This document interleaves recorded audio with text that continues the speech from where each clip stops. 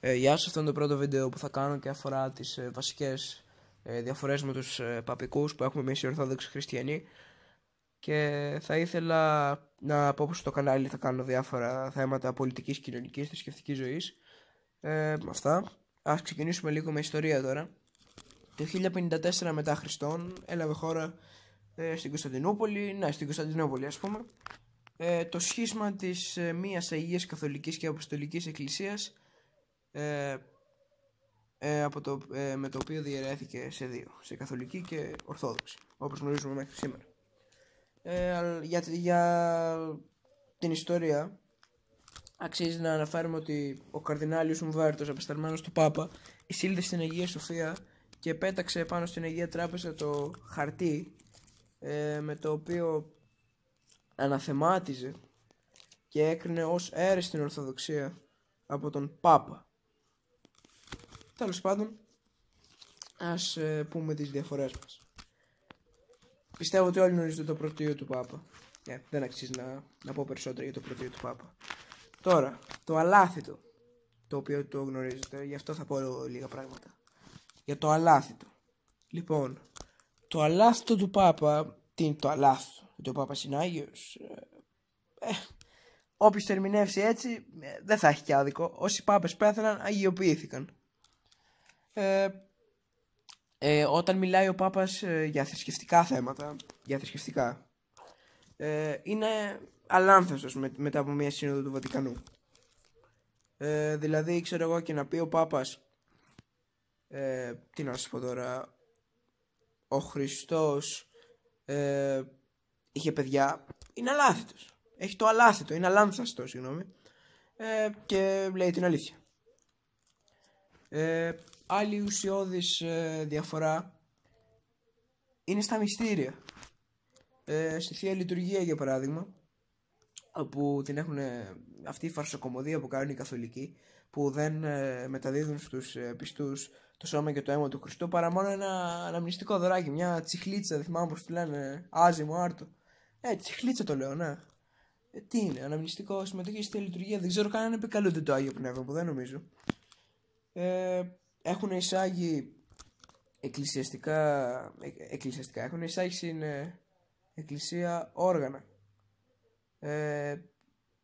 Όργανα για τους ψαλμούς. Ενώ η Αποστολική Παράδοση αναφέρει ρητά πως οι ψαλμοί θα πρέπει να λέγονται μόνο με την ανθρώπινη φωνή, χωρίς την χρήση έγχορδων, πνευστών και ακουστών οργάνων. Οι διαφορές επεκτείνονται και στον κλήρο, διότι οι καθολικοί έχουν επιβάλει υποχρεωτική αγαμία του κλήρου, το οποίο δεν είναι απαραίτητο, καθώς οι δικοί μας ιερείς έχουν το δικαίωμα να αποκτήσουν σύζυγο. Πρέπει πρώτα να παντρευτούν και μετά να χειροτονηθούν και να κάνουν παιδιά και τα λοιπά. Και τώρα, με ένα πρόσφατο περιστατικό στην Κρήτη, που ένας ιερέας πέθανε, ζήτησε την άδεια να ξαναπαντρευτεί, γιατί είναι και νέος κιόλας και δεν ξέρουμε κατά πόσο θα επικυρωθεί αυτή η απόφαση, επειδή πέθανε η γυναίκα του. Σημειωτέο. Αν δεν ξέρω να το ξαναείπα και πριν. Άλλη διαφορά είναι επίσης στις νηστείες, όπου οι καθολικοί έχουν διακομωδήσει αυτό το θεσμό, με τον οποίο εμείς οι Ορθόδοξοι πιστεύουμε ότι ο άνθρωπος μπορεί να φτάσει πάρα πολύ κοντά με το Θεό. Νηστεία και προσευχή, εγκράτεια και προσευχή, εγκράτεια των τροφών και των ειδονών. Κοιτάξτε, οι καθολικοί τη Μεγάλη Παρασκευή τρώνε ψάρι. Το Πάσχα μας δεν συμπίπτει. Αυτό δεν ξέρω για ποιο λόγο και κατά πόσο οφείλεται. Νομίζω κάτι με το ημερολόγιο παίζει εκεί. Αλλά δεν πειράζει. Μάλιστα θα αναφέρω το εξής περιστατικό.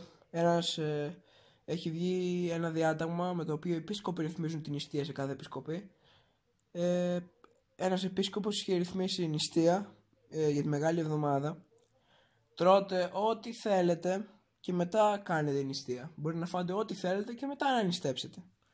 Ωραία. Εμάς τώρα το αρνεί. Και μετά λέω νηστεύω μόλις το φάω. Παρόμοιο. Ναι. Παρόμοιο με το... Ναι, εντάξει, σχετικά παρόμοιο με τους μουσουλμάνους, ναι. Και οι μουσουλμάνοι είναι μια θρησκεία ο Αλάχ τη δημιούργησε ένας πανέξυπνος έμπορος, ο Μωάμεθ, ο οποίος συνδύασε Ιουδαϊσμό και χριστιανισμό. Ήταν ο συνδυασμός των δύο θρησκειών. Πήρε στοιχεία και εισήγαγε και δικά του. Τέλος πάντων, βασική ιδέα είπαμε είναι η αγαμία του κλήρου, για την νηστεία είπαμε. Τώρα θα μιλήσουμε για το καθαρτήριο πυρ. Να μην σας τα πολυλογώ. Οι καθολικοί πιστεύουν παράδεισος, καθαρτήριο πυρ, κόλαση. Τι είναι το καθαρτήριο πυρ? Στο καθαρτήριο πυρ εξαγνίζονται όλες οι ψυχές που είναι πάνω στην κόλαση. Σχετικά με αυτό, οι καθολικοί πιστεύουν ότι οι Άγιοι, οι Απόστολοι και η Παναγία, ο Χριστός, έχουν κάνει αρκετές καλές πράξεις που τους φτάνουν για να σώσουν την ψυχή τους, και μπορούν να δώσουν και στους ανθρώπους, πράγμα το οποίο δεν γίνεται, καθώς οι άνθρωποι μόνοι τους και επάξια πρέπει να κερδίσουν τη θέση στον παράδεισο. Ενώ εμείς οι Ορθόδοξοι πιστεύουμε στον παράδεισο και στην κόλαση. Δεν υπάρχει ενδιάμεση στάση από αυτά που λένε οι καθολικοί. Αυτά είναι πλάνη, είναι ψέματα. Γενικά η καθολική είναι μια παναίρεση και είναι αρκετοί οπαδοί της καθολικής θρησκείας. Με τις ανακαλύψεις του νέου κόσμου έχει διαδοθεί η καθολική θρησκεία κάτω στους Λατίνους, γενικά Λατινική Αμερική, και αριθμούν και εκεί αρκετούς πιστούς. Μάλλον είναι το κυρίαρχο θρήσκευμα εκεί πέρα. Αριθμούν χιλιάδες πιστούς, εκατομμύρια. Βασική διαφορά τώρα είναι η προσθήκη, την οποία είναι αναφέρει και το βίβλιο των θρησκευτικών και της ιστορίας. Είναι η προσθήκη στο σύμβολο της πίστεως, το φιλιόκβε. Δηλαδή, να σου το πω με απλά λόγια, εμείς οι Ορθόδοξοι πιστεύουμε ότι το Πνεύμα το Άγιον, το Κύριον των Ζωοποιών, το εκ του Πατρός εκπορευόμενον. Ενώ οι Καθολικοί λένε το Πνεύμα το Άγιον, το Κύριον των Ζωοποιών, το εκ του Πατρός και εκ του Υιού εκπορευόμενον. And the Son είναι το φιλιόκβε. Θεμελιώδης διαφορά είναι επίσης το ότι η λανθασμένη και εντελώς πλανεμένη αντίληψη ότι η Παναγία, μάλλον ότι η Παναγία, η σύλληψη της Παναγίας ήταν άσπρη. Δηλαδή η Παναγία γεννήθηκε χωρίς το προπατορικό αμάρτημα, πράγμα αδύνατο, διότι όλοι οι άνθρωποι γεννιούνται με το προπατορικό αμάρτημα. Οι Καθολικοί στις εορτές που όταν γιορτάζουν, θα σας πω μάλλον για τη Μεγάλη Εβδομάδα καλύτερα, μπορεί να παρακολουθήσει και σχετικά βίντεο στο YouTube. Οι εορτές τους είναι σαν τσίρκο. Δεν έχουν τη σοβαροφάνεια που έχει η δική μας εκκλησία. Έχουν τους επισκόπους, φοράνε τα καπελάκια τους, τα διπλώνουν, βάζουν παιδάκια με καρουζέλ μέσα γύρω γύρω, ένα μικρό να τραγουδάει το Ave Maria καμιά φορά να έχουν κέφια, βάζουν μουσικούλα We are the champions και μπαίνουν στο ναό πανηγυρικά. Ο Μέση και ο Μαραντόνα λείπει. Έχουν κοσμικεύσει τα περισσότερα και τις λιτανίες από τους καθολικούς τις πήραμε με τόση έτσι λαμπρότητα. Να θυμηθώ και άλλες διαφορές, γιατί παιδιά τώρα από το μυαλό μου τα θυμάμαι κι εγώ. Δεν έχω κανένα χαρτί μπροστά μου. Μέχρι να θυμηθώ θα σας πιάνω κουβέντα για διάφορα θεολογικά ζητήματα. Όπως για παράδειγμα η καύση των νεκρών, η οποία στις ημέρες μας έχει γίνει μείζον ζήτημα κατά πόσο είναι αιρετικό και κατά πόσο δεν είναι από την Εκκλησία. Θα σας πω εγώ την άποψή μου. Ο κάθε άνθρωπος έχει το δικαίωμα να ταφεί, να καεί, να τα ρηχευθεί. Έχει αυτό το δικαίωμα. Και εφόσον είμαστε σε μια ευνομούμενη ελεύθερη πολιτεία, έχει το δικαίωμα να το κάνει. Από την άλλη, όταν κάποιοι είναι υπέρμαχοι της καύσης των νεκρών και λένε ότι η ταφή μολύνει τον περιβάλλον, αυτό δεν είναι καν επιχείρημα, διότι το περιβάλλον το έχουν μολύνει οι ίδιοι. Με τις βιομηχανίες, με τα εργοστάσια, με τα απόβλητα, με το διοξίδιο του άνθρακα που δρά ως επιβαρυντικός παράγοντας στο φαινόμενο του θερμοκηπίου. Το έχουν οι ίδιοι μολύνει το περιβάλλον. Και με την ταφή, τάχα υποστηρίζω ότι μολύνει το υδροφόρος ορίζοντας. Εάν με την ταφή ήταν να έχει μολυνθεί ο υδροφόρος ορίζοντας, θα είχαμε πεθάνει ήδη. Θυμήθηκα, οκ. το ευχέλαιο. Οι παπικοί το ευχέλαιο το διαβάσουν μόνο όταν κάποιος είναι ετοιμοθάνατος. Η ιερά εξομολόγηση, ίσως με αρκετή επιφύλαξη θα πω το σημαντικότερο μυστήριο, μετά τη Θεία Κοινωνία, μάλλον πάει πακέτο μαζί με τη Θεία Κοινωνία, διότι για να μεταλάβεις το σώμα και το αίμα του Χριστού πρέπει πρώτα να έχεις εξομολογηθεί στον πνευματικό σου. Άρα αυτά τα δύο πάνε πακέτο. Σκεφτείτε τα σαν κουβάντα. Η καθολική Θεία Εξομολόγηση την κάνουν με τη χρήση αυτού του κυκλειδώματος που έχετε δει και στις ταινίες που εξομολογούνται, που ανοίγει το παραθυράκι εκεί πέρα, την πορτούλα, μπαίνει Hi Father, I have sinned. Ενώ η εξομολόγηση κανονικά πρέπει να γίνεται με άμεση επαφή με τον πνευματικό, διότι έτσι μπορεί και καλύτερα να πει τον πόνο του, και σωστό είναι να τον ξέρει όλο το πνευματικό, διότι δεν πρέπει να τον αλλάζει μέχρι τουλάχιστον να επιβιώσει ο πνευματικός. Έχουμε αρκετές και ουσιώδεις διαφορές. Οι καθολικοί υποπέφτουν στην μαριολατρία.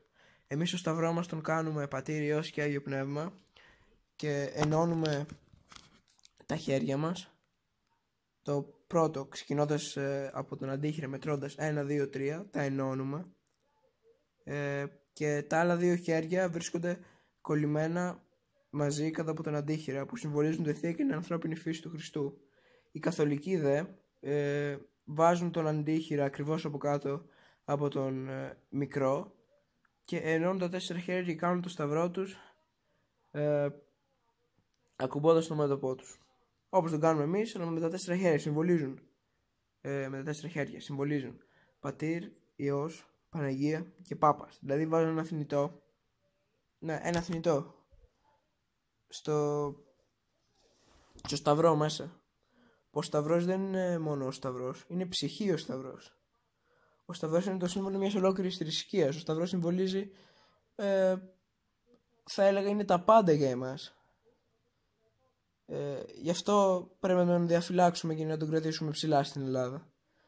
Διότι με το σταυρό πήγε μπροστά αυτός ο τόπος. Δεν πήγε ούτε με την πολιτική, ούτε με την πανθρησκεία, ούτε με τίποτα. Η Εκκλησία μας κράτησε ζωντανούς στις δύσκολες ώρες του γένους μας και τους οφείλουμε ένα τεράστιο ευχαριστώ σε αυτό.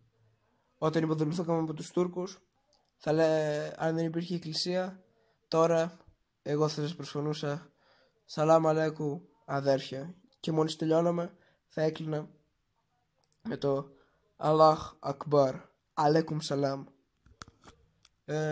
Όμως, αγαπητοί εν Χριστώ αδελφοί, σας χαιρετώ. Σας εύχομαι να έχετε μια πολύ ευχάριστη εβδομάδα, και τώρα που πλησιάζουν τα Χριστούγεννα θα ανεβάσω νέο βίντεο σχετικά με τα Χριστούγεννα. Θα είναι μικρό, 4 λεπτό, θα αναφέρω μερικά πράγματα για την γιορτή και για το πώς μετακινήθηκε για να διευκολύνει τους ειδωλολάτρες να πιστέψουν. Σας αφήνω. Γεια σας.